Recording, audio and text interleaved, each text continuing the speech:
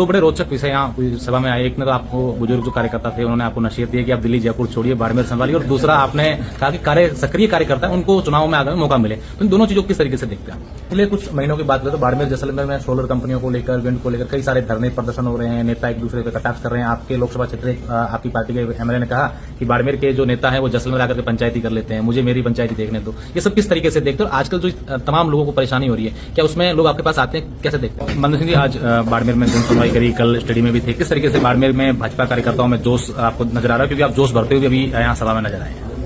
कल जो कार्यक्रम में हम मिले थे, कल आपने देखा किस उत्साह से, किस ऊर्जा से कार्यकर्ताओं ने, रामलीला समिति ने, जो सब हमारे कार्यकर्ता ही हैं, उन्होंने किस उत्साह से, ऊर्जा से वो कार्यक्रम को सफल बनाया।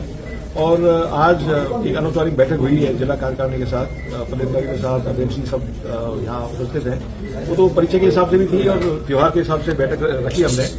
और कार्यकर्ता जैसे घोड़े में जो ऊर्जा होती है रेस करने के लिए, कार्यकर्ता उसी प्रकार अभी दौड़ के लिए तैयार हैं। और आगे जो चुनौती आने वाली है, पंचायती राज चुनाव की, नगर परिषद के चुनाव की, कार्यकर्ता बहुत उत्साह से उस चुनौती को स्वीकार कर रहा है। और मुझे विश्वास है कि सब मिलकर पार्टी को विजय बनाएंगे। और आज अध्यक्ष जी ने जो मेरा संभाला है उसके लिए अध्यक्ष जी को भी मुझे बधाई देनी थी, शुभकामना देनी थी। विधिवत रूप से ये बैठक रखी थी। दो बड़े रोचक विषय यहाँ कोई सभा में आए। एक ने तो आपको बुजुर्ग जो कार्यकर्ता थे उन्होंने आपको नसीहत दी कि आप दिल्ली जयपुर छोड़िए, बाड़मेर संभालिए, और दूसरा आपने कहा कि सक्रिय कार्यकर्ता है उनको चुनाव में आगे मौका मिले। तो इन दोनों चीजों को किस तरीके से देखते हैं?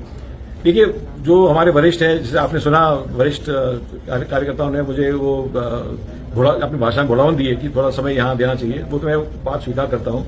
पारिवारिक परिस्थितियां ऐसी होती है कि बाहर कहीं रहना पड़ता है, किसी और काम में समय देना पड़ता है, तो वो उनकी बात सही है। मैं जरूर समय दूंगा, उस प्रकार उनकी भावना को मैं बिल्कुल स्वीकार करता हूँ। और पार्टी बनी है कार्यकर्ताओं के बल पे, कार्यकर्ताओं की मेहनत से, पसीने से, तो उसमें सक्रिय कार्यकर्ताओं को सम्मान मिले, ये हम सबकी यही भावना है। क्योंकि ये बात पूरी दिल्ली तक यही बात चलती रहती है और केंद्रीय संगठन में भी ये चर्चा हुई थी।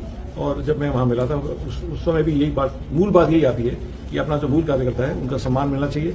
और उनको अगर रुचि है चुनाव में, पंचायती राज चुनाव में, नगर निगम या परिषद के चुनाव में भाग लेने की, तो उनको मौका मिलना चाहिए। ये सबकी भावना यही है। कर्नल मानवेंद्र सिंह की केंद्रीय नेताओं से अच्छी वहाँ पहचान है, वहाँ जाते हैं। बाड़मेर जिला लंबे समय से एयरपोर्ट को लेकर के तरस है, बाड़मेर के लोगों की मांग भी है। तो क्या इस बात को लेकर के आप लोग वहाँ बात करेंगे कि क्या बाड़मेर में ये सुविधा यहाँ के लोगों को मिले? जरूर बात तो करूंगा मैं, लेकिन अभी तक मैं कोई बात छुपाता नहीं हूं। अभी तक मैंने बात नहीं करी है, क्योंकि बाड़मेर ऐसा जिला है जहां हमें राष्ट्रीय सुरक्षा की दृष्टि से हर चीज को देखना चाहिए।